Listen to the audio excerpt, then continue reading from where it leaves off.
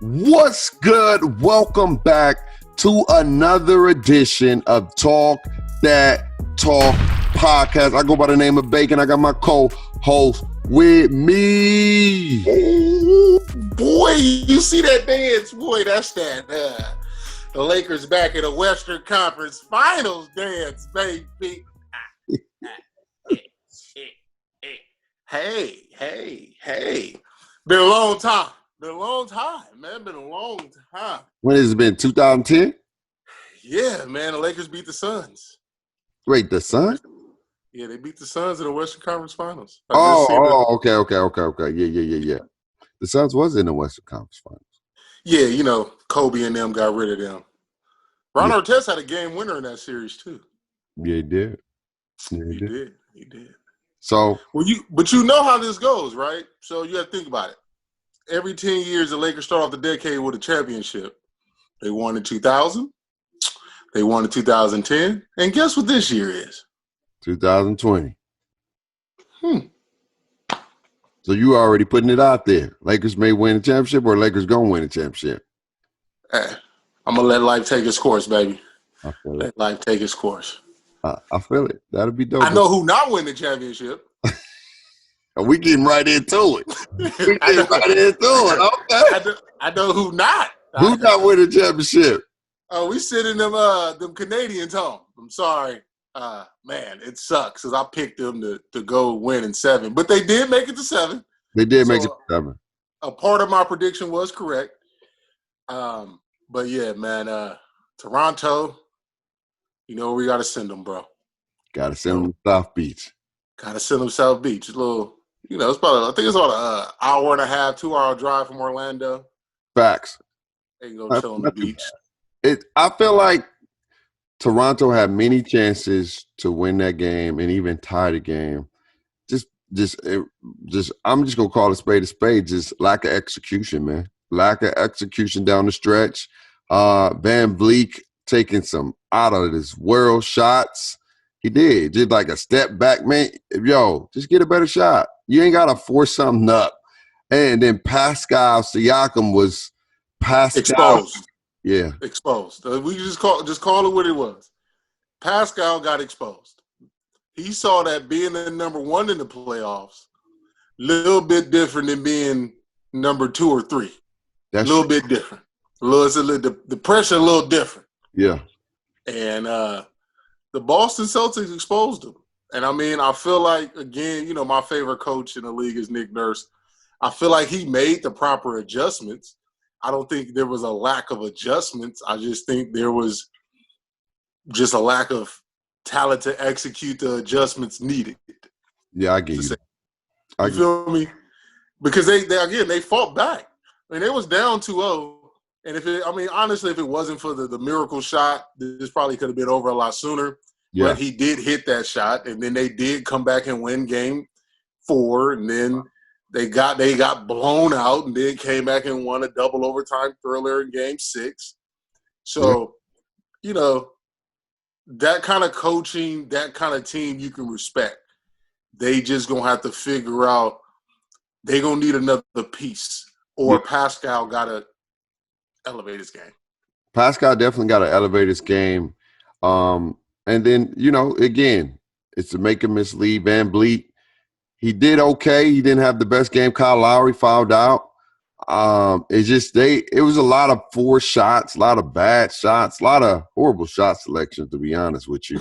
I'm just going to call a spade. I mean, the Raptors, they were scrappy. And Boston, it just always felt like, even when it almost got out of hand, Toronto fought back and it made it into a game. It shouldn't have been a game. It should have been a blowout, to be honest with you, because I felt like Boston was just more in the rhythm and more they was in a more of a flow than the Toronto Raptors. The Toronto Raptors just gritty. They was fighting. They just didn't want to quit. And that's what I love about teams like that, is that they didn't want to quit. But the Pascals, he didn't do enough. He didn't do enough to get his team over the hump, and they had to rely on Van Vliet, you know. And at the end of the day, you know, size does matter. Height does matter. It's hard for a shorter guard to shoot over a 6'5", 6'8" power forward or center for the game. You know what I'm saying? And then they missed free throws too. They didn't even get the box out that could have gave him them a chance to tie. You can't. Like I said, minor mistakes, minor miscues. But for them to have a good record, they're not a bad team. They just couldn't hit shots in Game 7 when they needed it the most. You know what I'm saying? And they couldn't make the plays. And Boston made all the right plays at all the right times. And that's why they're playing against the Miami Heat. And we'll talk about Boston and Miami before we get up out of here as far as like the preview. But we need to talk about it. We got to talk about the Lakers first. And then we got to really focus on that series that we're going to talk about that's happening today, that the game is going to be going on tonight or whatever the case may be. But the Lakers tonight. Tuesday. Yeah. It's Tuesday. Yeah. Man, what you talking about, man? My days, man, with kids and school and everything just is like. Yeah, I get you. Mashing together, man. Yeah. I'm sorry. It's all good. Long week. But your Lakers, they're back in the Western Conference Finals. I feel like the Lakers is a rhythm. I mean, not a rhythm, but I think it's a pattern. Lose the first game, win the next 4. Because they did it 2 times in a row. Portland won the first game, never won the game after that. Houston won the first game by a landslide and never won a game after that. Game 4 and Game 5 was no chance in hell for the Rockets. It was bad. The only time I give Vogel credit is defensively. The only time. And, I mean, part of it, watching these games, I was trying to figure out, okay, is it Vogel or is the Lakers doing dumb stuff? Like the players, at least. Right. And I finally came to the conclusion that a lot of it was the players doing dumb things. So I'm going to give Vogel his due. You feel me? I've been hard on Vogel. I have been very hard on this man. The man only lost 2 games in the playoffs so far, and you upset like. Listen, I got expectations. Okay, I got expectations. But he made the proper adjustment of starting off small with AD at the 5 and starting Moores. That really helped spark some things. So I'm gonna give him his credit. I feel like the biggest adjustment the Lakers made, especially Anthony Davis, was instead of being a typical post player, he caught the ball and faced up. And that gave him an advantage that P.J. Tucker couldn't handle no more. Yeah. Because P.J. Tucker got some bricks, in the back. You feel me? So you ain't gonna just bully him to the cup all the time. Big fact. But when he started facing him up and giving him that jab and start working. But the biggest thing was they was playing defense. Yeah. And the Lakers being, I think they were number 1 or number 2 in fast break points during the regular season. When they on a break, they are the most deadliest team in the league, especially because that's LeBron's calling. LeBron in the open court is Giannis in the open court basically too. Like those 2 dudes at their size, at their speed in the open court is just unfair. And because their defense sparked their offense, it was real good. So shout out to the Lakers, man. Yeah, they end up getting rid of the Rockets, man. It exposed Westbrook's game a lot. It was pretty bad in regards to – and I like Russ. And I really do. I like Russ. I love his heart. I love his grit. I love that he put it out there. But I just feel like Russ needs to figure out how to play in the right pacing because I feel like that sporadic, fast pace up and down doesn't work all the time because I feel like when you are out of control, you make out of control plays. And when Russ plays under control within himself, he has a solid game. He did have a good game. I believe that was game 4, if I'm not mistaken, but they still lost the game. Russ was doing his thing. He was getting to the bucket, playing within himself, but they still got beat by a better team. And then you have a point where he gets out of control, turnovers the ball, frantic play, jumping in the air, throw the ball. The number one thing you told as a kid to never jump past, and Russ does it a lot. And he just go crazy, like, look in the air, I'm gonna find somebody. And it just didn't work. And then James Harden, he's not off the hook either. Oh. James Harden, he just nowhere to be found, man. Like, there's a point where as a captain, as a leader, you have to do whatever you can to will your team to win. Game 1, James Harden did that. He did all that. He willed his team to win. He put on an amazing performance. You couldn't stop him. But as the series continued, he became obsolete. He was in foul trouble. The shot percentage wasn't doing too well. He just wasn't in a rhythm. He wasn't in a rhythm, and you could just tell body language. Like, Game 5 started, it didn't even seem like they really wanted it. It was getting out of hand early. You could tell by the body language of how they was playing, like as if they knew it was over. Don't get me wrong. The Lakers is a good team. When they playing like they're playing right now, they're a hard team to beat. When you got Anthony Davis, bro, and you got LeBron James, and you got the defensive grit that they have, they can beat anybody. And when they play like that. But that's what people get mad at them so much is you have the potential to play like this, just play like that and live with the results rather than tissy-footing and allowing teams that you know you're supposed to beat, stay in these games. Now, here's the thing, too. Here's the thing that I want to give the Lakers credit for, and I want to give LeBron credit for it because they don't give this man credit. It's always a double negative.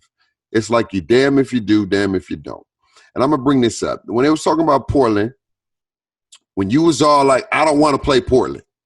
And I said, no. I want LeBron that goes the hard route so people can't say this bullcrap that they say, oh, it's this. And here it comes. When he played against Portland and they beat Portland that way they did, they should have swept Portland. Portland was never an 8 seed. Never a 3 seed. They're a real 8 seed. Damian Lillard's really not that good. Or they only won because Damian Lillard hurt his knee. That's why the Lakers won. Okay. All right. Fine. Y'all have that. LeBron James against the Houston Rockets. They're going to struggle with small ball. The Houston Rockets beat them in the regular season. They're going to be too much of a problem. They got nobody that can stick. Russell Westbrook and James Harden is going to go off every single night. James Harden have one game, plays well. The next game, the Rockets lose in every single game. Now it's, the small ball. The Lakers should have won. They have height. They have size. It's always a double-edged sword. It's never you giving people credit for being great and you giving people credit for doing things that they can do. Like, again, give the Houston Rockets and Portland, they are solid teams. But don't discredit the team that beat a solid team because, quote unquote, they were supposed to. The way that you think they should have did it all along, or you didn't think they was gonna do it. But now when you see they do it, you want to jump on the bandwagon and be like, "Yo, they should have did that." No, they're just that good. Those people in LeBron and AD are just that great. When they play like they play, they're hard to beat. Now, if the Clippers and the Nuggets, which we're gonna get into in just a few. And we're going to have the same thing over and over again. If they beat the Clippers, they only beat the Clippers because Kawhi had a bad game. Or PG was nowhere to be found. You're going to find that excuse every single time. And I'm sick and tired of it.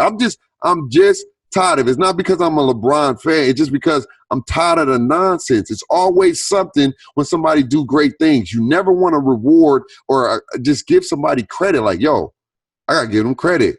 Like, I didn't think they was going to do it, but they showed me something different. Like, hey, I give AD, LeBron, I give the Lakers, Rondo, people have been stepping up. I give them credit. That's what I would love to appreciate about people rather than finding excuses to give somebody credit for winning. Hey, you're right. I mean, you know me, man, being a Laker fan, I hold LeBron to a different standard just because, when you come to LA, it's about winning ships. We don't care about nothing else. We don't care. That's all. As a fan, that's all we cared about because we've been spoiled. I mean, I've been spoiled. I mean, since I've been here 30 years, I've seen the Lakers win 5 ships.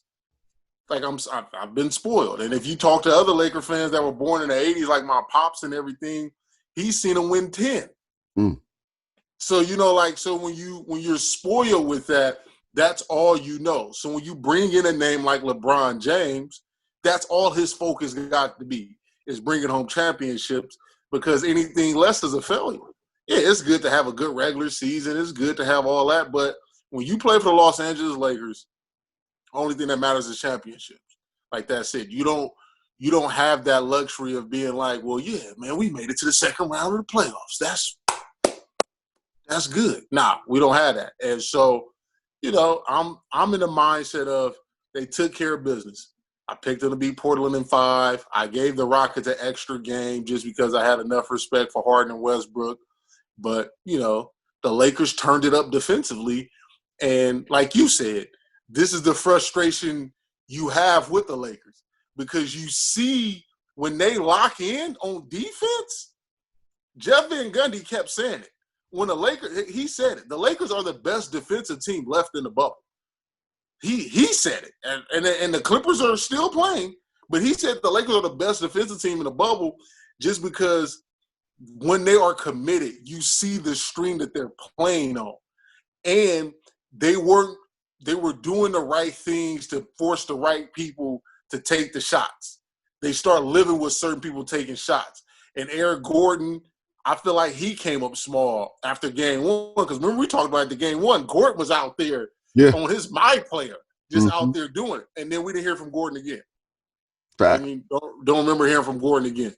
And honestly, I don't feel like Harden had one bad game, and I want to believe that that's game 5 when he went 2 for 11.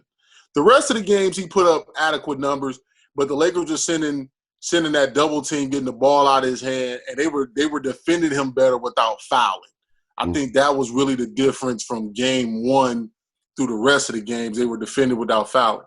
But one thing I need to bring up is the way the Lakers take their foot off the gas too much. Only difference is they won those games. But they had 20-point leads that they let get back down to 5.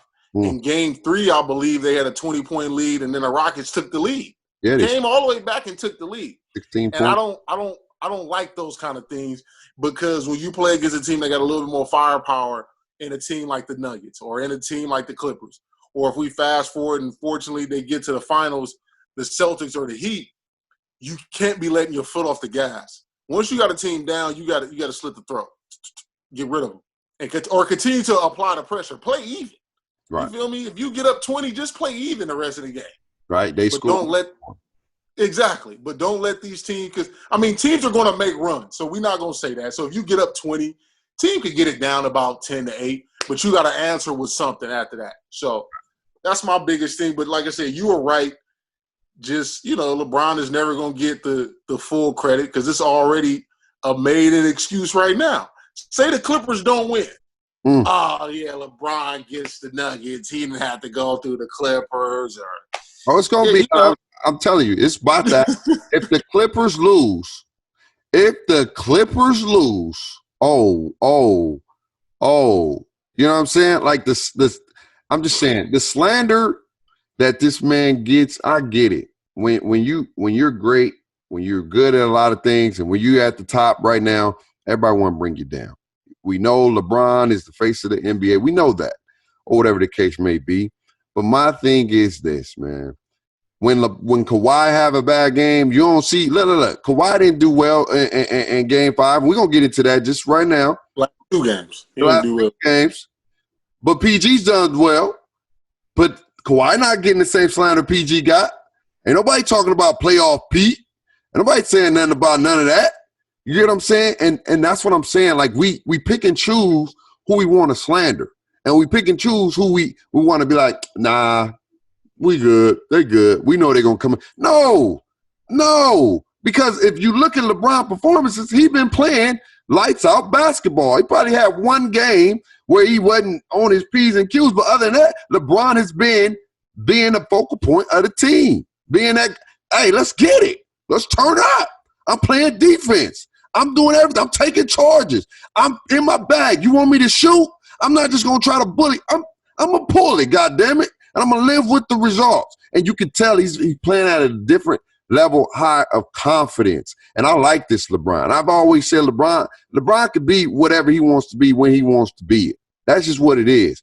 But I think sometimes, again, he is bigger than basketball for him. And I know at the end of the day, he do want to win chips. He do want to win. I'm not going to just say that the man just don't want to win. But I feel like with him, it's different. He's in a different era than the Kobes, than the Mikes. And that's why that's what gives him a different thing, because Kobe just got into the social media era. Kobe wasn't ridiculed like that. Imagine if Kobe played in this era. You know what I'm saying? Like, it was a heart of this era. Like, it'd be a little bit different to some degree. I'm telling you right now. But I think the difference with Kobe, and again, I mean, you can't dive into somebody's. Right. I think Kobe, because remember, this era was turning that tune. Because I think the social media, Twitter era kind of started taking off 2008, 2009-ish. Right. And it just start kind of turning up. And it took off. I just think Kobe would have embraced it, and he would have been bullish about it. You feel me? Like, he'd have been like, oh, so y'all talking? Oh, okay. Let me go ahead and drop 50, just because I know I can go drop 50. Well, LeBron is like, okay, I'm going to drop my 30. I'm going to get you 10 boards, and I may get you 8 assists. But I'm gonna do a few things throughout the game that'll let you know that I'm still here. And I think that's just the difference between them. Is LeBron is, when he hear it, it's rare that he goes into like LeBron just like, oh, I'm gonna show you mode. You know, you get that 50, that 45-point game against Boston when they was down 3-2 when we was in Miami. Or you get that 50-point game one against the Warriors where he just gets into this bag. You be like, wait, what? You can really do this, huh? You can really do this. But he always did it, though. You know he always did it. Like I said, I just need him to always want to be a killer. You feel me? Like, that's just all I want. Like, the LeBron that I see after the first loss is the LeBron I want to see from game one. Like, I feel like he's great enough to where he needs to stop filling teams out and start making teams fill him out. That's it. Yeah, I feel like that's what it is. He goes into like, let me kind of see then we make adjustments. I think he's that great to where when he steps on the court and he just goes into that mode, and then teams are like, oh, well, damn, okay, what should we do differently? Right. Rather than him making the adjustment. And I think that's really, I wouldn't say that's my only gripe. That's what I just want from him. Stop playing the fill-out game. You the best player. Make these dudes figure you out. Yeah. I feel that. But we'll see who they're going to face. And speaking of who they're going to face, the Clippers and the Nuggets. I'm not going to hold you.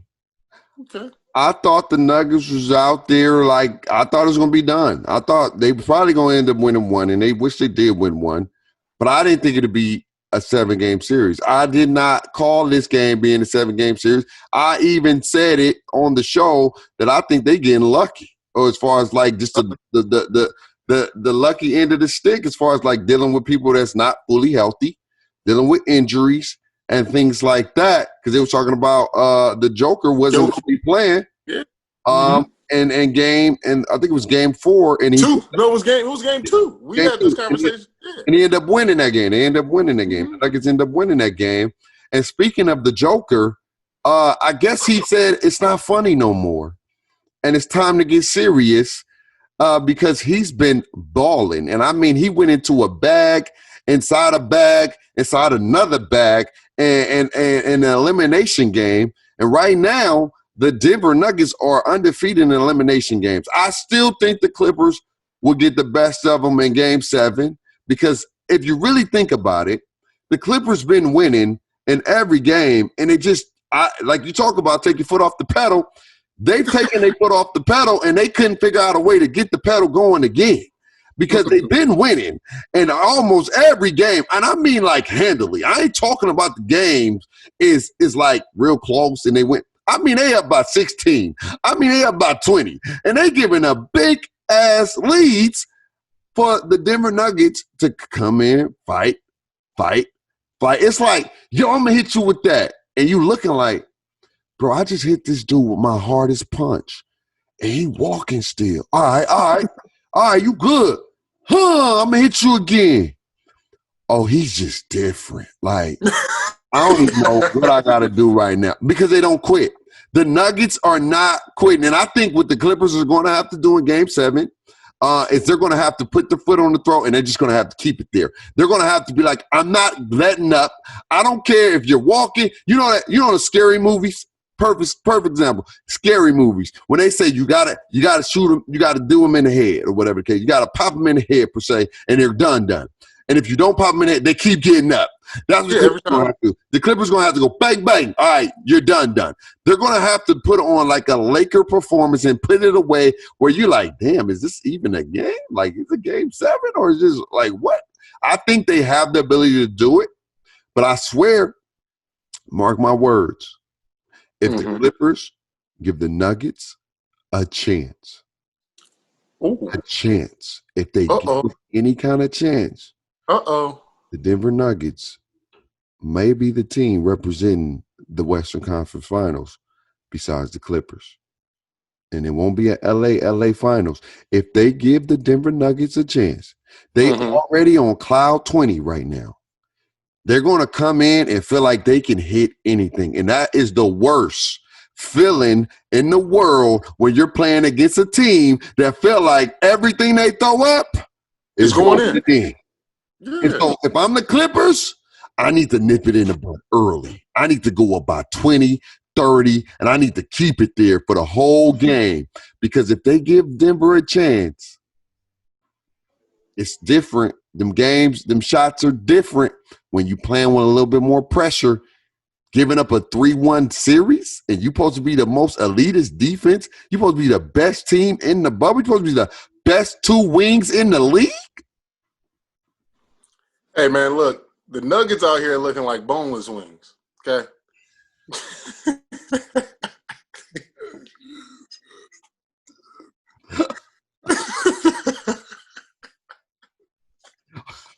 Boneless wings. That's true. With a whole bunch of extra sauce, I'll tell you that. Hey, they real saucy right now, man. They out here looking like some Wingstop boneless wings. Fact. And the way Jokic is playing, he's looking like the habanero. Just saucy and on fire. You feel me? The man is averaging 30 and 15 over the last couple of games, and he's just making it look easy. Montrezl Harrell is too small. Zubac is not skilled. PG is too small. Kawhi don't want no smoke. They running out of options. My man Jokic, and he's hitting threes. He's scoring in the paint. He's even playing a little defense. And Joker playing defense is a scary thing because you don't really put defense and Joker in the same sentence often. Right. And so they're just finding ways to win these games. And their 3-point shooting in the fourth quarter last two games have both been 7 for 9 from 3. So they putting up 21 points, and they're blowing the Clippers out the water in the fourth quarter. And when you got a Kawhi Leonard, who's supposed to be, quote-unquote, the best player in the game, the best defensive player in the game, the same thing like I say with the greats. You're supposed to say no. Right. Give me the ball. I got this. Let me calm all this down. You feel me? That's when I feel like sometimes Kawhi being so non-emotional kind of hurts him because that's what I get on LeBron about at times. Like, I need you to get – no, this is not happening. That's what the greats do. The greats put a stop to things like, I'm sorry, let me do this. And Kawhi has yet to put a stop to it.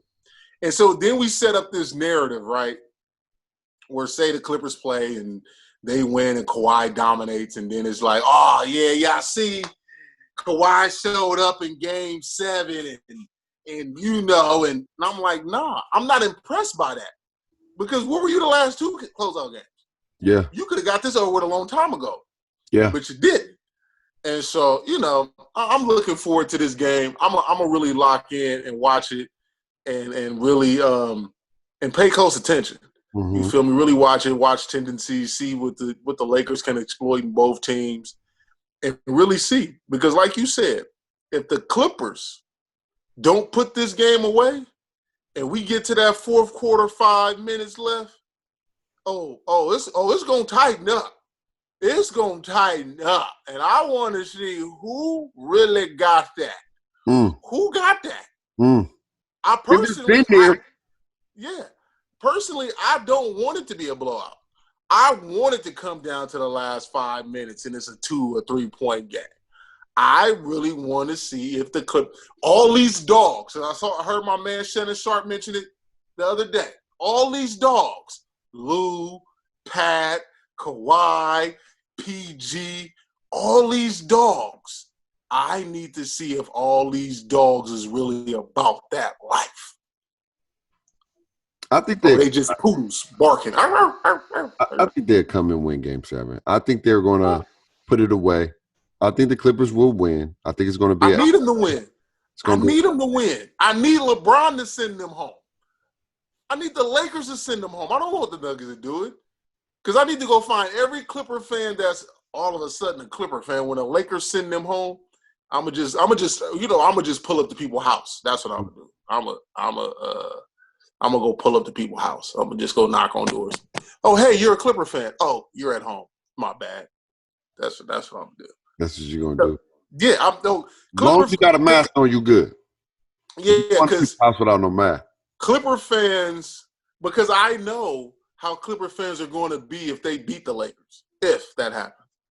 So the rudeness and the disrespect I'm going to have in my heart for when the Lakers beat the Clippers, you might as well unfollow me. I might as well be unfollowed. If you're a Clipper fan, you might want to unfollow me. But you want to win. If I'm you, I'll wait to the end. Yeah, no, of course I'm gonna wait to the end. No, I mean like wait to the end of the finals. I'll wait to. I wouldn't do that because what goes around come back around, and then if you want the Lakers to win the chip, then you got to keep that karma, got to keep that energy because. No, yeah. No, I'm gonna save it. I'm gonna save it for. So it's gonna be like a subtle jabs after the Lakers win, just subtle jabs, and then when they win the ship. Oh my God. The coming off. You got every right to do it because if they don't win again after that, you're good. But in that moment, you're gonna be like, I told y'all. I don't know. You know what you got to do your little brother sometimes. You got to let him think he big, and then you got to put him on timeout. You know, put him in his place or whatever. I still think, like I said, Clippers should beat the Nuggets, but the Nuggets have been in an elimination game before. And this is the first time the Clippers is on an elimination game. So it's who's going to show up the most? Who's going to come out there ready to play? Who's going to come and have a sustainability to do whatever it takes to win the game? Not just start off strong, but play all the way through. And who wants it more? Who wants it more? That's what Game 7 is about. Who wants it more? You saw with Toronto, they did everything to fight back to get it to 7, and then – key situations, they could have been in there and they not. So is the Nuggets going to figure out a way to do it again, or Clippers going to finally put it away? I think the better team will win, and I think the Clippers will win, and I think it's going to give it up to the Lakers and Clippers for the Western Conference Finals. But if I'm the Lakers fan, I'm seeing a lot of things in the Clippers defense that I'm like, then we can explore. And I really believe now that the Clippers – in regards to the Montrezl Harrell and the Lou Wills, I think it's hurting them as much because even though they have the Kawhis, and I always tell people this, man, when you have more scores on your team, you're not going to touch the ball as much. And it's going to be harder to get into that rhythm that you've been accustomed to getting into. Those 30 and 40 shots that they let you take, it's going to be less to like 15, maybe 20, maybe even less than that.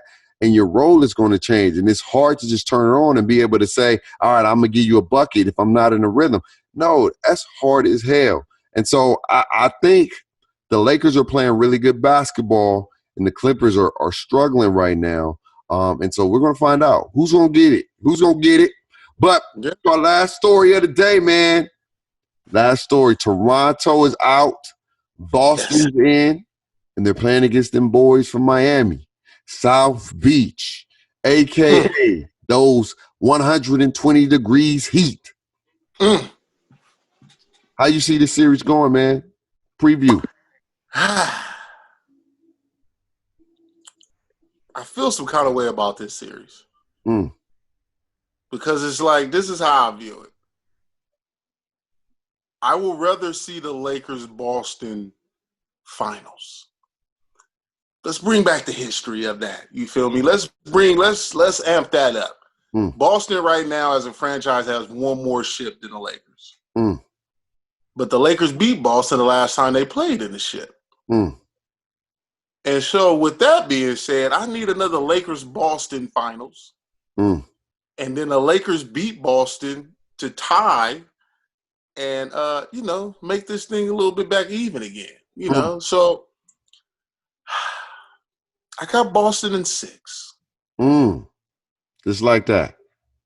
Boston in 6. I think they have enough to beat the Heat, even though the Heat are playing at a level that is remarkable. But the Heat going to have to guard this time around. See, the Heat ain't had to guard the first 2 series. They ain't really had to guard Indiana because, Jimmy Butler put on a West Warren on TJ Warren. Oh, yeah. He's out of prison. He's still locked up, huh? He must be serving federal time at this federal rate. Time. Federal. Yeah. So the Heat, they didn't really have to have nobody to guard against Indiana, and then they put the cloud defense on Giannis and them. But Boston, they gonna have to guard. That man Tatum, he's a problem. Yeah, he is. That man Jaylen Brown, he's a problem. I need Kemba to be consistent. Need a little bit more from Kemba. But I feel like Kemba's going to have a better matchup for the simple fact they got to find different people to guard. Jimmy Butler going to have to guard Tatum. And Tatum going to have to guard Jimmy Butler. But Tatum's bag is a little bit bigger than Jimmy Butler's bag on the offensive side. So I'm looking forward to that. I don't know what they're going to do about, Crowder, but they also got a Marcus Smart. Yeah. Gordon Hayward may be back. I don't know, how much he can help. Put him in the rotation. I couldn't put him in the bench. Come off the bench. I'm saying he comes off the bench and just allow him to generate just some more offense if he can do that. I wouldn't start him because I like what you're getting right now out of Smart. But they getting great minutes from Grant. They're getting good minutes from Wanamaker. Excuse me. So, like I said, I'm liking Boston. There's no disrespect to the Heat. They are putting up a great fight, and like I said, I wouldn't be surprised if they win. It wouldn't shock me if the Heat was to win the series. I wouldn't call it an upset. But because me personally, I want to see a Lakers-Boston finals, I'm going to go Boston in 6. Those are some great valid points. I feel like Boston and the Heat match up very, very well. Perfectly. I think they both got wing defenders. Wings. Jimmy Butler, I think he's more of a slasher style bully ball than a three-point shooter and more offensive savvy than like a Tatum. But he provides physicality that Tatum is going to have to deal with for 7 games. And they have multiple people that can deal with Tatum, like Iggy. Iggy Dollar is still a vet. And so they can put a body on Tatum.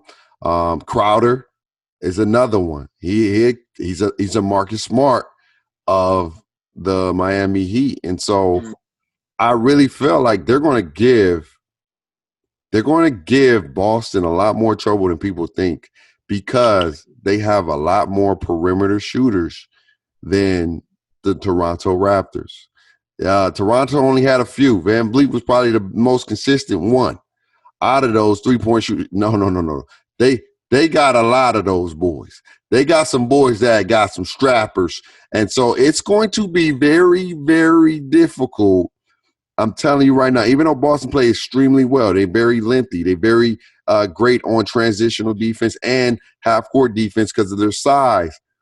It's different when them shots are hitting. And the games that Boston lost is because Toronto hit those shots. And Miami has people that can hit those shots consistently. And I feel like Jimmy Butler is in a different space. The only man that probably I know as of right now that don't have nobody there to support the man. His bag is different. So I think he's going to take it on himself to say, all right, Jaylen Brown is good. He's solid. But we'll live with Jaylen Brown shooting threes. His strength is getting to the rim. We want him to shoot threes. We'll live with that. But Tatum, that's their heart and soul. Let's take away Tatum. Let's make it tough for Tatum. Let's make Tatum have a freaking hard day. And I think Jimmy Butler is the guy to do it. And I think that the Miami Heat is going to shock the world. Ooh. Yeah, I said it. I think Kemba, it'd be great to see Kemba in the finals. He deserved to be in the finals. But I think the Miami Heat is going to shock the world. Bam, bam. Bam, bam. Athletic. He can play defense. He can. I rest my case. I got Miami in 7. I think it's going to be a great back and forth series. I like that. I think Miami is going to edge the Boston Celtics out because I feel like Boston is a great team. They got elite wings, but I feel like Miami is a complete team. They have on all 4 cylinders. They have shooters, they have defenders, they have people that can get to the bucket, and they got people that can protect the bucket, and they got people that can play versatile. Olynyk can shoot threes. He can spread the floor. You got Bam Bam he can shoot a nice little mid-range, but he can play defense. He's much more athletic than the Gasols that they had to deal with. And I know Ibaka is solid, but Ibaka is not the most offensive savvy guy. You know what I'm saying? Bam Bam got a little bit more in his bag. And now he ain't shooting no threes like Ibaka. I give you that. Ibaka can spread the floor, but it's not consistent like that. It's not consistent. They don't need Bam Bam to spread the floor. They need Bam Bam to get in there in that paint, be athletic, jump with the jumpers, box out, get them rebounds, and we take care of the rest. I don't think nobody's giving Miami the benefit of the doubt. They're saying that they got away with Giannis, Milwaukee. Again, another one of those things that Indiana not that good, or Indiana didn't have T.J. Warren didn't play well, Oladipo wasn't healthy. Okay, that's not their fault. Then they play Milwaukee, the MVP or the Defensive Player of the Year. They make them look like an obsolete team. Now they got Giannis unfollowing his teammates. Said, get the hell with them. Miami, and not that game went to 7. That game was done in 5. They should have swept them. They should have swept the Milwaukee Bucks. And I think this is going to put the world on notice. I think Miami's going to beat Boston, and everybody's going to be like, yo, Miami's for real. Miami's for real. They're a very well-balanced team, and I don't think nobody's giving them credit because everybody's seeing Boston. But I think Miami's going to give them problems, and I think Miami's going to be able to win this series in 7. I got Miami in 7. Because my other part of it is I don't really like the Miami matchup for the Lakers. I still would pick the Lakers to win the series, but I don't really like the Miami matchup for the Lakers. I like the Boston matchup a little better for the Lakers. But I do like the Miami matchup for the Clippers because I feel like it's a lot of they got a lot of the same kind of players. Yeah. So I would rather – if I was to take my Laker cap off, I would rather see a Laker-Boston finals and or a Heat-Clipper finals than Laker Heat and Clipper Boston, if that makes sense. Yeah, I get what you're saying. Just based off matchups and preferred to watch. That's just kind of where I am. I know. So if the Clippers was to win, I would rather the Heat win. But if the Lakers should win, so I'd rather Boston win. Gotcha. So here you go again. You want the easy bag. No, I just want the matchup Lakers favors you. Of course. I want all the matchups to favor me.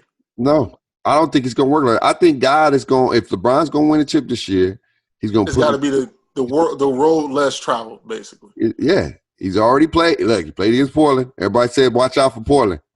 What do he do? See, God got a funny way. I don't like to bring God in this, but I'm just saying, God got a funny way of just doing subliminal stuff. You get what I'm saying? Just think about it. Look, what did Skip say when the Lakers lost? Oh yeah, it's Lillard time. All this stuff. The same man that just dissed Lillard and said he ain't no non-factor. Now he on his bandwagon or whatever the case may be. Now they said the Lakers don't want to face. They don't want to face the Portland Trail Blazers. I said, all right, let me show you this. Hey, boom, they're done. Easy. Lakers don't want to face the Houston Rockets. Oh, okay, for real? Yeah. Bye. They're done. Done. Easy. Now, that's why I want the Clippers. That's why I want the Clippers. If the Clippers win, and if the Lakers win in like a dominant fashion, I'm telling you, man. I'm telling you, bro. It's gonna line up, and then again, people are always gonna find an excuse. Well, the Clippers really wasn't that good. They had beef all the long time. Lemon Pepper Lou. Montrell wasn't at the bubble. It's gonna be a whole bunch. Pat Beverly was never healthy.